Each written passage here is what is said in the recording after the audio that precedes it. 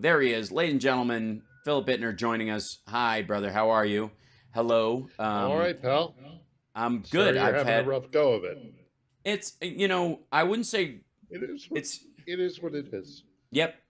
Yep. It's just a pile of stuff. What I mean, it's hard Yeah. to I mean, it. it's You know this. You're living this right now. well. So Yeah. I don't want to take away from what you're going through, Al. And we, all of us as human beings, mm-hmm. have these moments in our Yep. lives. Right. But and again, not to take away from what you're going through, but this is millions of people's experience on a daily Yes. basis in this Right. country, Yep. and it's And it, I and it's not it's not a competition, right. But it but is it's out of respect. It can help you with that perspective to make you aware. And like I said, after what I seen yesterday, recognizing that there are people in Ukraine, especially right now, that are seeing that or getting that kind of news on the regular all the time, that are every day. processing that trauma and will for a very long time. Yeah, It on the one hand, it makes me feel a every sense of funeral, yeah, a every responsibility to funeral, carry every on. death. Yeah.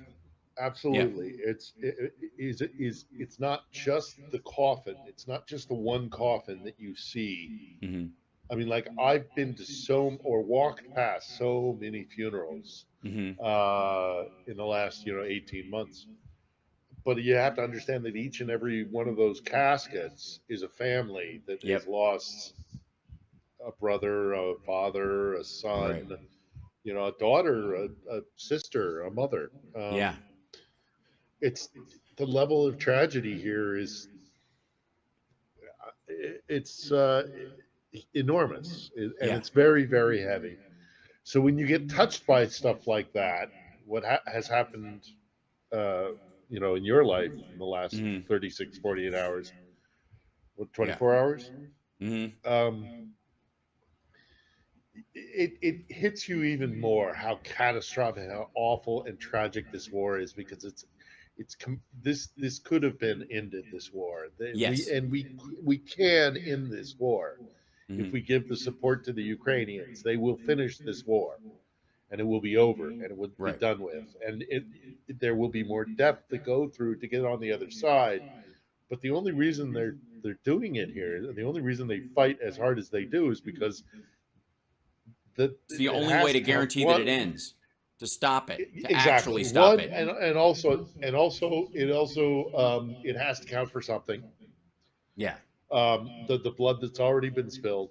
And secondly, you're absolutely right. There is a strong mentality here of, we don't want more of this. We want this to end so that this doesn't happen in the future. Mm-hmm. But you can't shy away from this aspect of life, and at some point you do have to decide, um, if there are things worth sacrificing for it, making Right. the ultimate sacrifice for it. And so, man, I'm sorry. It Yeah. sucks. I feel for you. I really do. Yeah. Uh, It's I but gotta it's say, like, because there's a bigger piece of news just than the dude that I was talking about. There's a bigger piece of something going on, and that'll be for another time. And it's up to the person who's going through it more so than I to decide whether they want to share what they want to share and what they're comfortable Mhm. sharing. So that's that we'll save that for another you know conversation. But ultimately, um, the messages is like appreciate where you are and Oh yeah. have some respect for people who are going through the awful anytime they are. And if you can, and a temporary reprieve from awful can sometimes be worse than the pain of going through ending it for good, getting rid of it for good. And in the case of the war, there's a lot of that. Yeah. There's a lot of, if they could just, finish this for good, get the Russians out. And again, this could end tomorrow. All they got to do is pack their shit. Yep. All the Russians have to do is leave, and Yep. suddenly there's peace abound.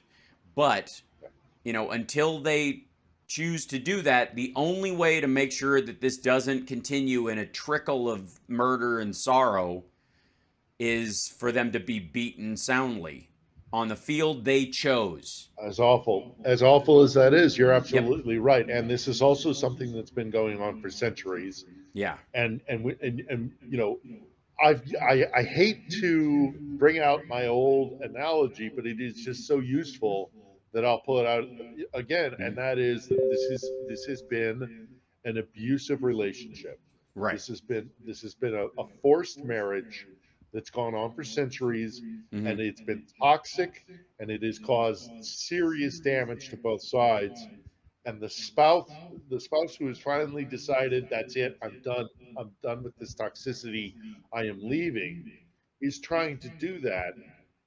And the spouse who's trying to cling on to this Right. false relationship that they have is now, beating the spouse who wants to leave, but not realizing that by doing that, it's just elongating the pain and Yeah. the trauma of the separation, which at this point is now And it's bad inevitable. enough. It's bad enough that the defense from Russia at this point is, but you don't. But Your Honor, she was trying to leave me. That's essentially Yeah. it. And and I was worried that she would start dating somebody, and I imagined him being a big, strapping, muscular dude, and that scared me. So I had to preemptively shoot her, and that seems to be the argument, and it's nuts. It is you're And the while reason and you while keep you coming back to never that want, analogy is because it is apt. it's apt. And in addition to that, we have, most of us, I Hmm. sadly would expect, have seen relationships of this model.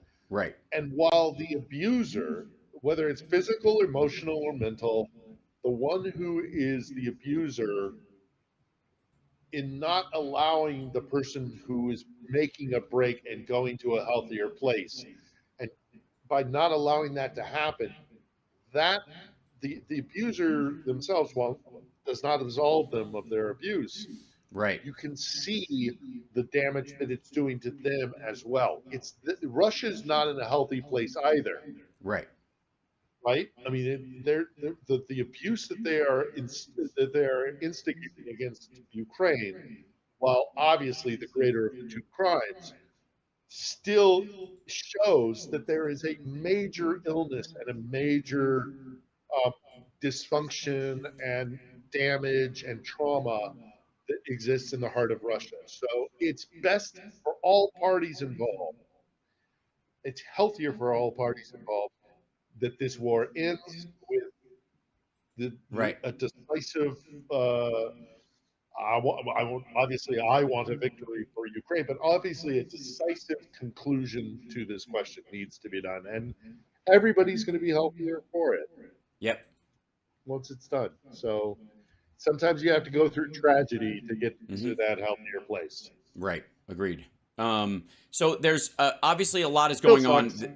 Yeah, there's been a lot of catch us up on the current state of the counteroffensive and the push, because there's a lot of detail that's happening, and there is a lot of territory that's being regained. So it Yeah, seems like, there's yeah. territory. The Ukrainians seem to be regaining territory around the southern part of Bakhmut. There's some talk of potential Russian activity. I hesitate to call it progress, or Hmm. they're not really taking ground. There's an area northeast Yeah. of Bakhmut where the Russians seem to be eking out some gains. Right. But meanwhile, in the South, they're making pretty significant gains. I say significant. We're still talking, tens, a couple of dozens of kilometers, 10, 20 miles, that sort of thing. But given the resistance, and they're trying to break through the defensive line, so they seem to be making some progress there. But in addition to that, there's a lot that's been going on with the kind of artillery war. There was a installation that the Russians were trying to put on a stretch of beach along the Crimean Peninsula that would allow them to fire on Ukrainian positions, and the HIMARS just obliterated it. So because they were within 5 HIMARS strikes on video Right. could be seen, and it destroys the artillery battery. And then perhaps most significantly since last we spoke is these drone strikes actually inside Moscow. Right. So there have been, I think it's now 3 drones that have slipped through Russian anti-air defenses and struck in the center of Moscow with significant damage, Right. including to a building that got hit twice in 2 consecutive days that has housed a number of different government facilities. So completely militarily justified. Not only were they government facilities, but apparently it might have actually been the internet, kind of the Right. internet uh, uh, research agency, a, a, a branch of Right. them inside Moscow, which is the ones that lead the disinformation campaign. Yeah. So again, totally legit.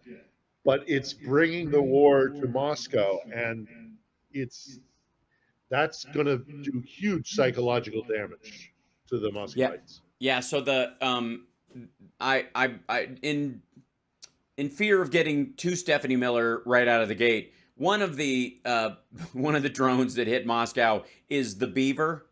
Yeah, That is literally the model type. Ukrainian made, Ukrainian, and they yes, they called it call the it. Boba, Yeah, the absolutely. Beaver. Now, yeah, I find it interesting that the Beaver basically is hitting Wally right where it hurts to some degree, in those terms. But but I mean, considering all the manhood issues they seem to have in Russia, being attacked by a beaver in and of itself is going to be rough on their psyche, regardless. So that's all right. That's as far as I'm going into the beaver zone. What? In terms of that. But yes, they it is. One was um, a UJ-22 airborne. The third drone they don't know, but the first one is believed to be a, and I quote, because it is in quotes, I shit you not, a beaver. This is Yep, right there, beaver. the Beaver. Yep, It's right. This is the Beaver drones. yep. It is a beaver. So just letting you know. So it's not me just saying it. And if I make beaver jokes later, that's I completely am innocent Mm-hmm. in this. They made me, and I'm not mature enough to handle a drone named Beaver. Um, and I know that about myself, and I have learned that, I mean, and I have to live with that it's a big deal. It's being able to strike in the always. heart of Moscow. Oh, you know what else? What I saw, by the way, uh, did you see the UN reaction? Mm-mm, I have not. Incredible. Mm, The UN, there's a somebody, a deputy director or something, the UN Security Council, who right, said the attacks on Moscow must stop. The Ukrainians have got to stop attacking Moscow.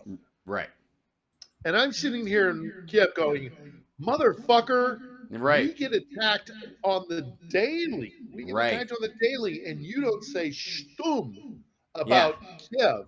But Moscow gets hit 3 times, and it's this big international, kerfuffle. This is this is I'm hearing this more and more from Ukrainians, that they're getting more and more upset with the double standard that is being put on them, as opposed to what the international community seems to be able to accept from Russia. And right. the Ukrainians are like, "Hey, man, you know, we, we play pretty fair."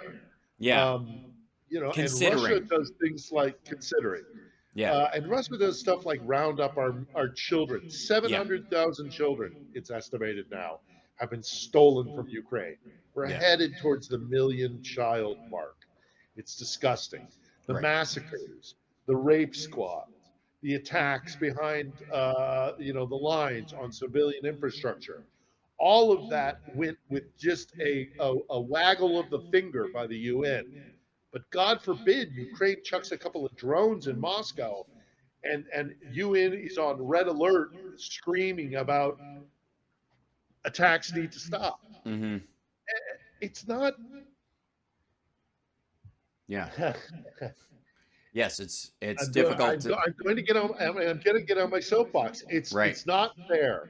It's not fair, and there is something seriously wrong with how the international community is responding to what Russia is doing in Ukraine.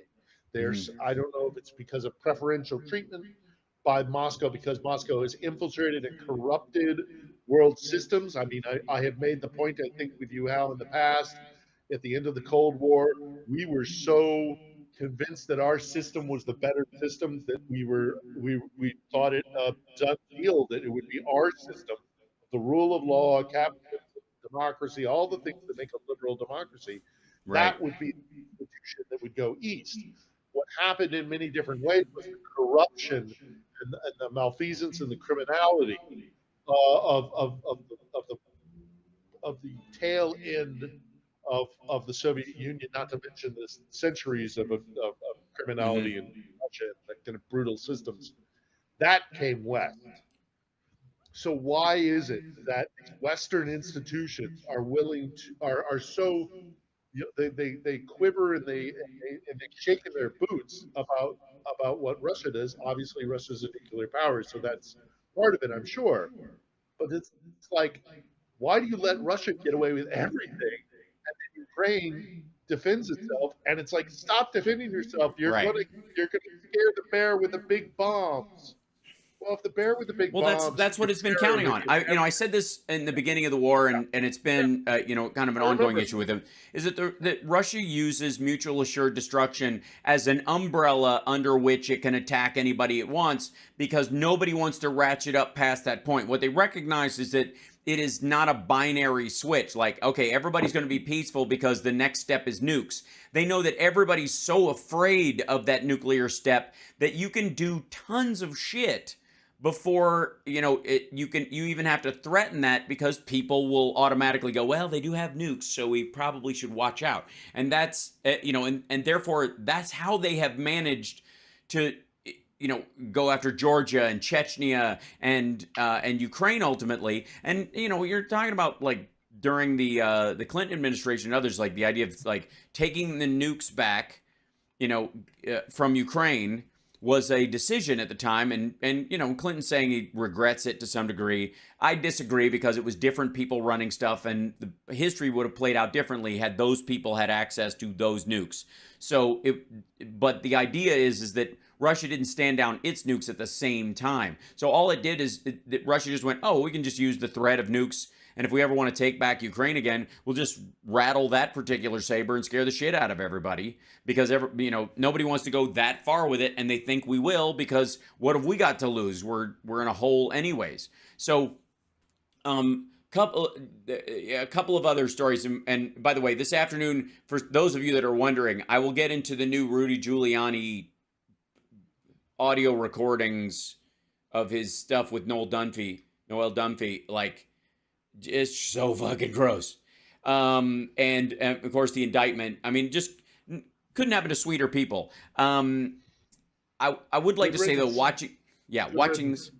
this, watching this play out with those folks, and watching Putin's I guess kingdom crumbling around him, and the same thing with Xi Jinping. Like, it's everybody that these guys brag about being top of their game and being brilliant and all this stuff have made the stupidest, most disgusting, most amoral decisions in all of these process over the last,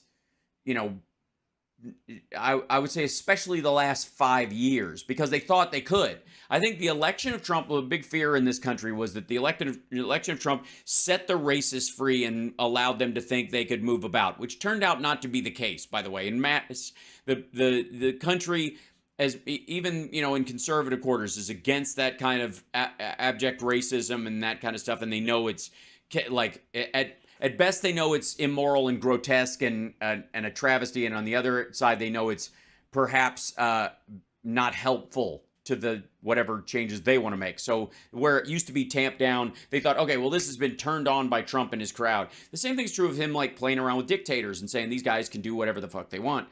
And those guys bought, I guess they started to believe their own press too, coming from him. They started believing the fake news, and they just decided to go for it. And quite frankly, the result has been absolute failure across all fronts.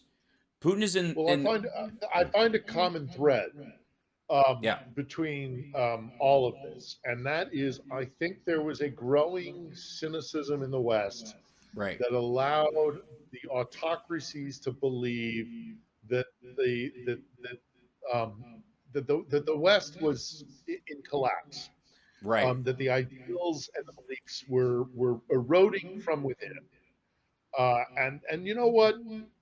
There were some dark times, and I can see where they might have gotten that Mm-hmm. impression from. But what we are seeing is not, thank God for the Ukrainians. I mean, no Right. shit. Thank God for Yep. the Ukrainians.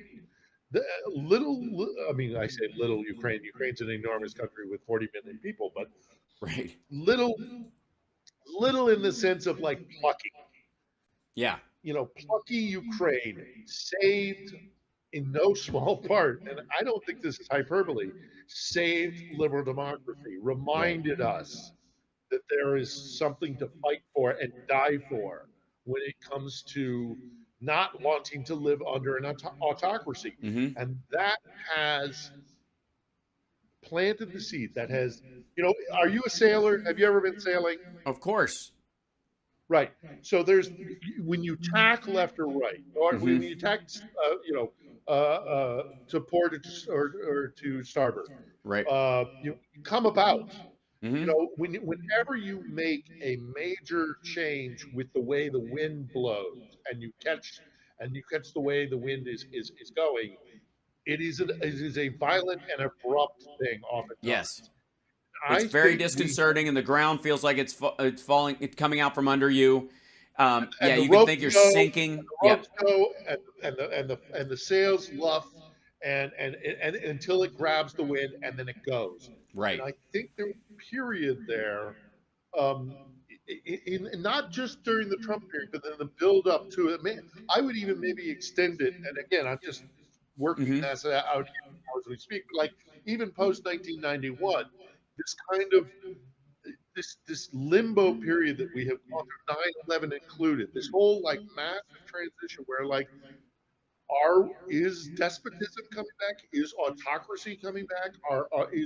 Right. Is America going to lose its democracy? All of these things was this. We got caught in this situation where the wind was shifting, and we didn't know where it was going. And I think, and in no small part to these plucky Ukrainians, and in no small part to Americans who Right. stood up and said, "We don't want Trump," who rejected Trump decisively, that the wind has shifted, and we're going to see how this goes. But I don't think it bodes well for autocracies. I don't think it Mm-hmm. bodes well for strongmen within liberal Nope. democracies. Well, Orban again, times one of really the worst taking things that away his can power. happen to you, yeah, one of the worst things that can happen to you in those situations is that you get out over your skis because you believe your own press and you think, okay, Right. all bets are off. We can do this now. Like I don't have to gauge what I'm doing to deal with polite Well, society or reality. right. And To push out the sailing analogy, you can lose the wind when yes, you tack wrong. You can lose the wind, and it and right. it and it goes past you, and then you're in. You could be at dead air, or Mhm. dead wind, where the sails just go loose and you're screwed. Or you Yeah, screw it up and ropes get tangled and all the rest of it. right. And or you It's get knocked these over things go together. overboard like Meg Ryan in Joe versus the volcano. There you So go. But I really do sincerely think that the rejection of Trump and what we're seeing happening domestically in the United States, and we're seeing here on the ground in Ukraine, where an autocracy is being resisted, and where ultimately it will cause the collapse of that autocracy, It's all one big story. And I think the story is that despite the cynicism and the chaos of the last even couple decades, it's Mhm. there's a new day is dawning, and Right. it will be the Ukrainian victory, and it will be the rejection of Trump and Trumpism, and Yeah, then and we'll see. there's been an increase in, yeah. You But can I'm an tell optimist. the what? I'm an optimist. Yeah, me You too. know, so No I question. like to. The Ukrainian forces, by the way, have did a HIMARS strike on 5 Russian camps on the Zarychlach Island in Mm-hmm. Skadovsk. Apparently, the recent Uh-huh. drone strike on Crimea revealed a weakness in the airspace, in the Russian airspace, and they found out they could operate in the sky in the deep rear quite freely. So once they get past the line, nothing is watching because they're only watching the front. And so anything that gets past or around that, they're not even bothering to watch because they're just assuming it's safe behind them because Russia is there. Ukrainian reconnaissance drone operator flew by the southern shore of Kherson region and identified a relatively big Russian base on the island. The operator found out that the Russian It's forces fell. video. Yeah, they were just hanging, and it's 85 kilometers from the contact line, from the front line, on the opposite side of Kherson, and they dug a trench along the shore just in case somebody decided a beach, attack would work or whatever, just to keep them busy or something. But apparently they never thought they'd have to use it, so they just kind of sat there. And the Ukrainian drone operator called in the strike, and they hit it 5 times. That all 5 Russian Well, detachments. there's five. What it is if you see the video, the island, the shoreline Yeah. is long and extended. It's one of these. Mm-hmm. It's apparently one of these islands down along. How do I explain this?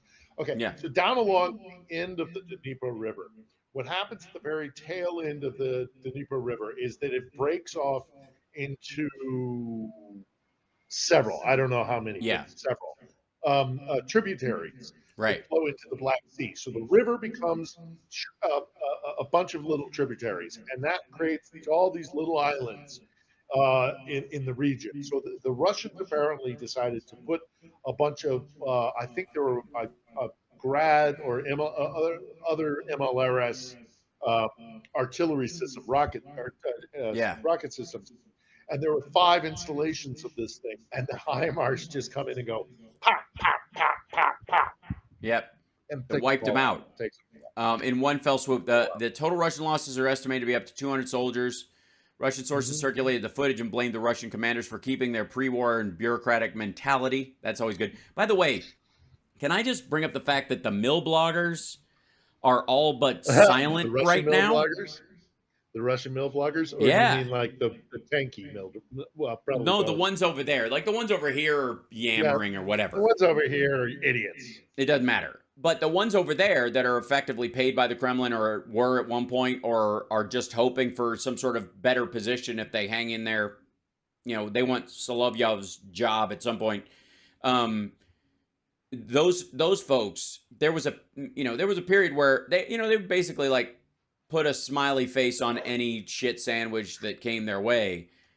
But they have like on Telegram anyways, so many of them have gone completely silent.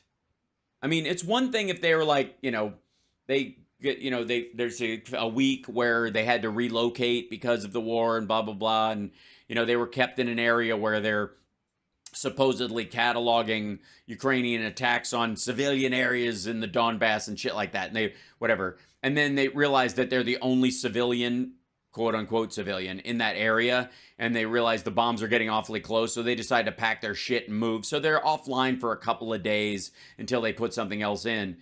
That ain't this. A bunch of them are just gone. It's Well, kind of amazing. I don't at this point. Whoa, boy, we're really getting a downpour. Is it Uh, raining? yeah, it's really coming down. We had it here too. Uh, yeah, it might be that they are trying to unify the voice So Yeah. instead of having a bunch of mill bloggers out there, you just kind of consolidate it down to a couple of voices that Right. you can control. It might be that, look, this is speculation, pure speculation. It might be that these other guys have been told, like, shut up, like, you Yeah. know, you want to, Which is which is still not a good time. Not that's not no, that's not or not a good sign rather. That is not. no. Yeah.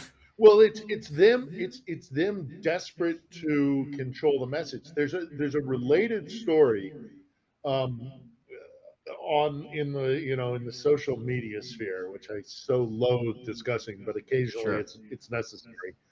There's an American guy who has been here for years, Hmm. and I'm not going to say his name, and I'm not going to tell you Sure. leading who he is because he's a vile human being who who came here originally to do sex tourism, and yeah, Okay. he was a I don't want to say he was an incel, but he Yeah. was a Sure. Yeah. entertainment. There's a lot of overlap in There's that crowd. Right. right, sure. So hey, you want to come, go to Thailand and do Right. this, or come to Ukraine and do this. He was a loathsome human being, but he was also an extreme tank and a huge, anti-American, like Right. everything NATO does is evil. Everything Sure. America does, America is an exceptional country, and if it could just be removed, then everything would be peace and flowers and puppies and kittens. Right. But he was also a disseminator of Russian military intelligence propaganda, and Hmm. he was finally arrested by the Ukrainians, and the Hmm. Ukrainians have been very patient with this guy, incredibly patient. Right. Uh, and they finally got him, and they detained him for about 6 weeks. Then they released him pending. Basically, they held him in detention, awaiting an investigation, and then eventually awaiting a court date. They got the court date. They released him. He then went on public social media and said, "I'm fleeing to Hungary." Right. And uh, he's a terrible and I put out a thing on social media saying, like, good riddance to bad rubbish. Don't let the Sure. door hit you on the ass on the way out the door, on the way Hmm. out. Boy, did I catch it from the western side. Um, they came at me seriously because I was not kind. I was not kind. Well, yeah. Um, Why would you be? no, why would you be? The guy's a Right. vile piece of shit, and Right. he claimed that he was tortured by the Ukrainians, and said that, like, they dragged toothpicks across the cornea of my eye, or they, like, again, not the cornea but the white part, Right. that they. And I'm sitting there going, motherfucker, you're putting out a video and you're claiming that this happened within what, the last month? We Right. can see your eyes. Right. Had somebody done that, your eye Yeah. would have been seriously damaged. Right. But there's this desire and this willingness to this anti-NATO, and Right. Russia was forced into this because NATO expansion, blah blah Yeah. blah. Right. So The Chomsky Cy Hirsch yeah, horseshit that and boy, like. do those guys, and why I'm bringing this up in relation to the mill bloggers who have gone silent on the other side of the equation. Right. What I did is, if you go on my new Twitter handle, which is now at Ittner Philip, I've just reversed because of the Gotcha. hack that I underwent. I was Right. not able to retrieve my Twitter profile. Oh well, that platform is going to die before too long anyhow. So fuck it. But Yeah. uh, it's 12,000 subscribers out the window, which I was a growing Yeah. audience. Well, fuck anyhow, it doesn't matter. So on my new Twitter feed, which is again at Ittner Philip, Sure. plug, plug, Uh-huh. I put out a video, which I've discovered is a really good way of getting at these people, because if you put out a video with subtitles in like less than a minute, you can attach it Right. to Twitter. And if you have subtitles, so you don't have to turn up the audio, the Right. people get the message regardless. And boy, did they turn on me. Again, getting back to the point I'm trying to make. The Right. point I made was I made a video in front of a plaque of a Georgian journalist named Georgi Gungadze. And Georgi Gungadze was a guy who was a vocally anti-Putin, very Sure. hypercritical of Russia, was Georgian but had lived in was living in Russia, and his work was putting him in danger because he was Hmm. anti-Putin. So he came here to Kiev, and they tracked him down and they killed him. The Russians did. He Oh was wow. never convicted, but please. This was in the early 2000, late. I don't think it was late. I think it had already been the turn of the century. But the Georgi Gongadze, incredibly interesting story, tragic and taken from us far too soon. He was doing great work. So I did this thing about this anti-Kiev, Ukrainian vlogger living internally within Ukraine, shitting on Ukraine while giving succor and causing division Hmm. within the Western alliance against the Russians, and they Right. finally the Ukrainians said, screw this. And my point was, long roundabout story. The point was, I did the video in front of this plaque in Gods and said, "Motherfucker, if you were here when the Muscovites were running things in Kiev, Yeah. you'd have been dead. You'd Right. have been dead if you pulled that shit. So the Ukrainians put you in jail. Maybe they mistreated you. Maybe they didn't feed you well. Maybe they didn't give you a nice cushy bed. He's claiming torture. I want to see the receipts. I Right. want to see an investigation. I Well, don't especially buy if it. you're going, you're claiming it, but we don't see any evidence of it, especially when it's your body. It's one thing to say they tortured this person and I got pictures of an up close bruise and you're like, but is it on that person? Like I need to see, it attached to the actual arm of the actual person to know that that's what happened. It's very different than if you're on screen and I'm like, dude, your eyes aren't even bloodshot, much less scarred. Well, and he's free. He's Right. free. He has been released. He Right. has been given. He's been given due process of law. Right. You have been given a date. You are supposed to go and appear, and he says, "Fuck you! I'm going to flee to Hungary." Hmm. That shit would never fly in Russia. Right. You would not be free on your own recognizance Recognizance. to Yeah. the recognizance to do videos shitting on the court case system that just let you walk out of a prison. Right. If you were in Russia, you'd be like Karamuza or Navalny, who get trotted out, thrown into the dock for a sham trial so that they can scare the rest of the population, and then thrown back into the brutality of the Russian prison system. Right. So this hypocrisy, it knows no bounds. And Right. look, Mm. I think Ukraine has a lot to go through. They have a lot of reforms they need to do, but at least they're trying, and I don't buy for Right. a second Yeah. Well, I mean, that yeah, that yeah. Again, it's that it goes into that relationship conversation we have all the time about how the claim of perfection is another out that the abuser goes through. Look, I'm sorry, I'm not perfect. Okay, like we're not talking about right. perfection. You're a violent sociopath. This is not, you know what I mean? We're not talking about. Even like. I'm not looking for giant changes in behavior. Just stop striking the person, right? I don't give a shit what goes on in your head as long as you keep it to yourself. And that's the case that we're in. Now, I on screen I have What do you got here? the train tracks, the Russian train tracks, that the supply route that was blown up. Yep. And this is one of the best examples of like where the Russians are like, it's okay, everything's where it was immediately fixed and we're over it. And then days later, it still looks like this. And I don't know about you, but as a passenger, I wouldn't be comfortable riding on train tracks that were in this kind of shape.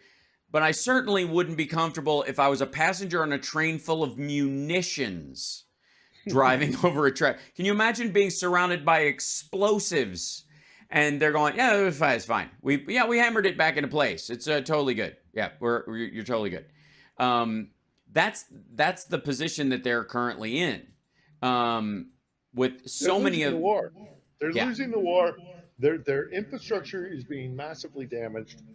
Um, I don't know how much longer the Russians are going to allow this. Hmm. Does it have to be that they break the land bridge between Russia and Crimea before the Russians go, oh, Hmm. we're losing?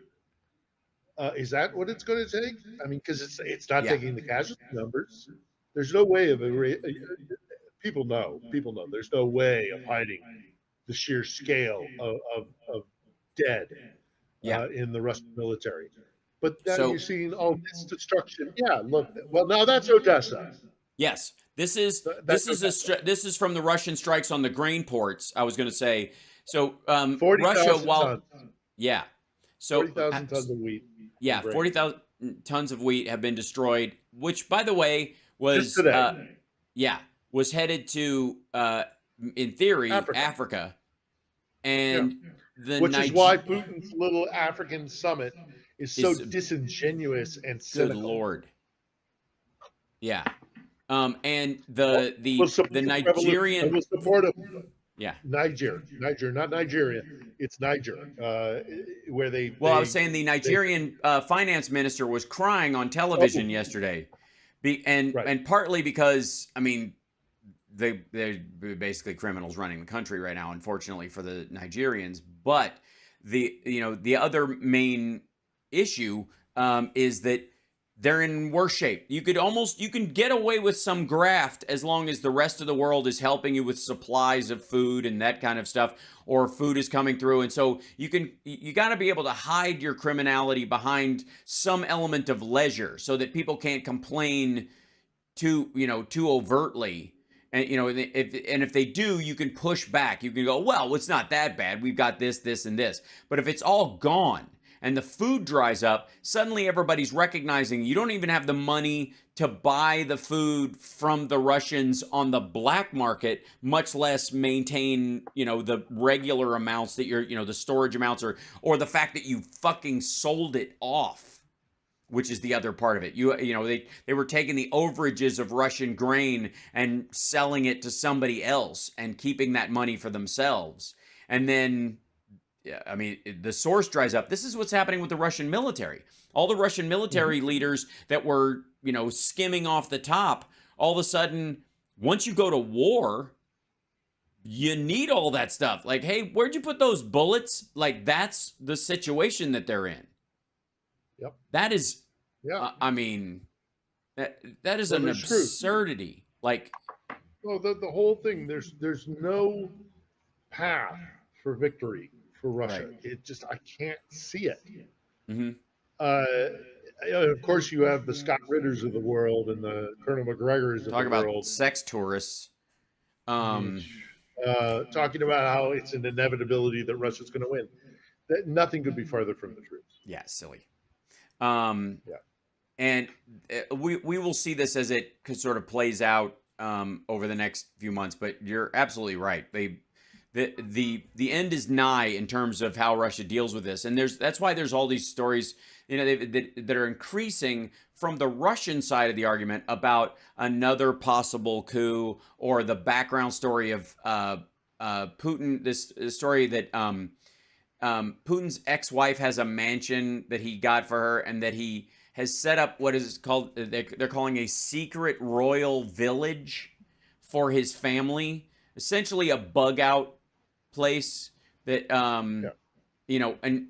obviously they've Well, got these big, I've outlined this in the past. I've yeah, outlined this in the past that there might be a situation where he goes to like Napoleon in exile in Elba, right, where you can't kill Putin, you can't imprison Putin, you can't hand Putin over to the International Criminal Court if you're a junta that takes over in mhm, Moscow. You might have to keep Putin alive in some ways and use him right, without him being dead or in prison. And I could very well see him in being in exile in Sochi. So yeah, right. this doesn't surprise me at all. Well, and I love how they're calling his little his little fiefdoms that he's set up to protect his family, the czars villages. They're calling it he's setting up czars villages, which are effectively like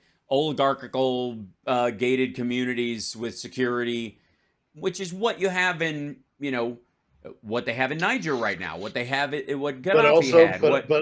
yeah, but also, are the guards keeping you safe from something outside, or are the guards your actual, Oh well, at this point he has no idea. I mean, you can't. There's the no way. prison, are they the prison guards? Are they the ones Right. keeping you inside the czar's villages, or are they protecting you from forces outside the czar's villages? Look, a golden The cage can fine be line.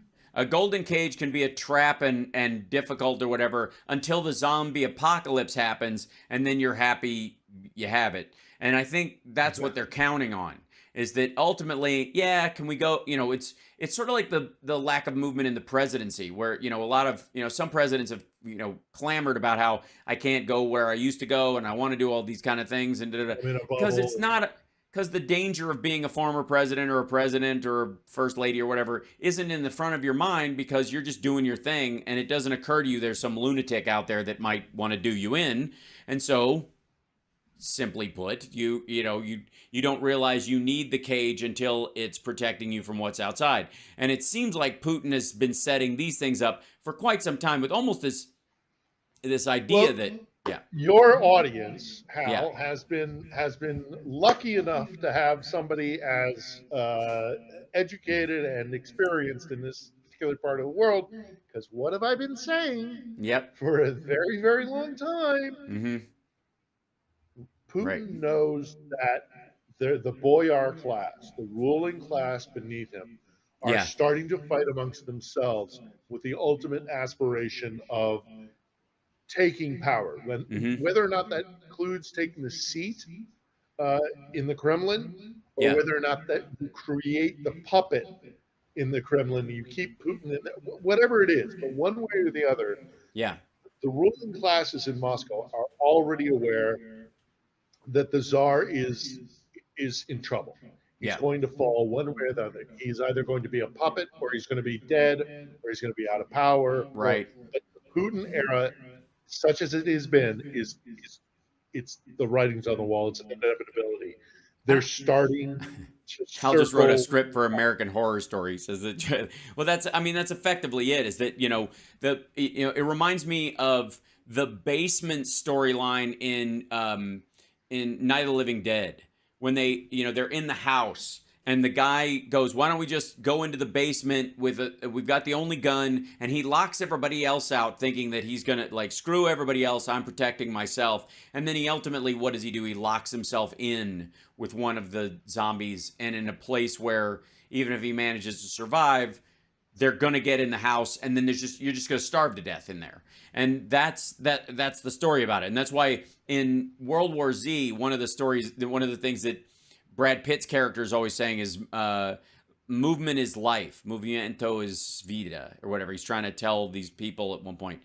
And it's true that that you can't, once you curtail somebody's ability to move around, in many ways you limit their survival possibilities. And in the case of Trump, and people are mentioning this in the chat as well.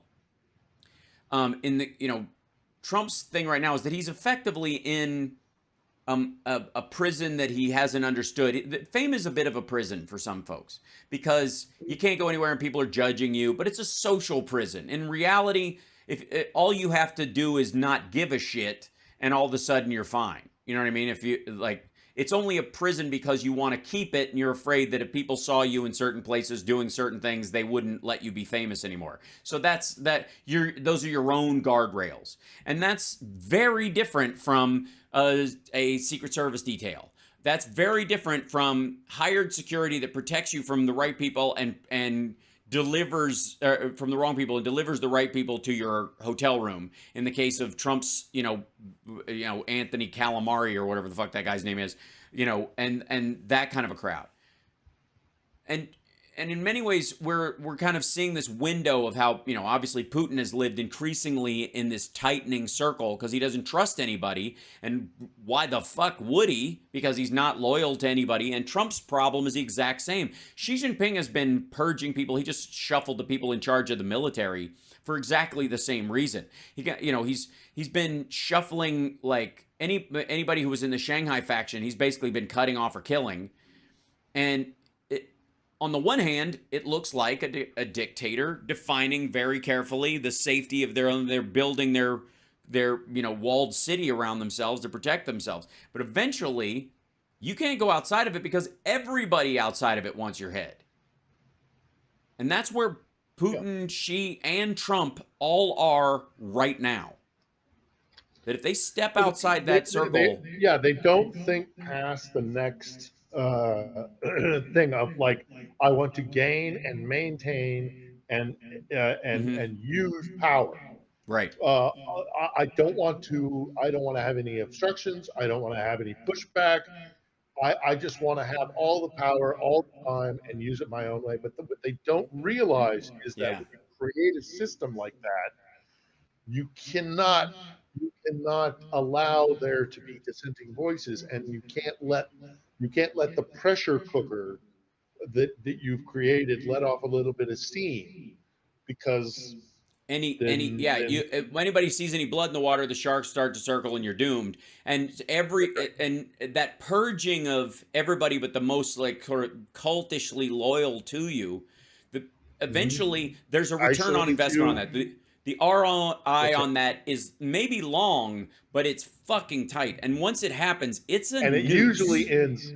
Yeah, very that's badly. the point I was just about to make as well. Yeah. Is that you can do that and you can maintain it for. I mean, look at Castro.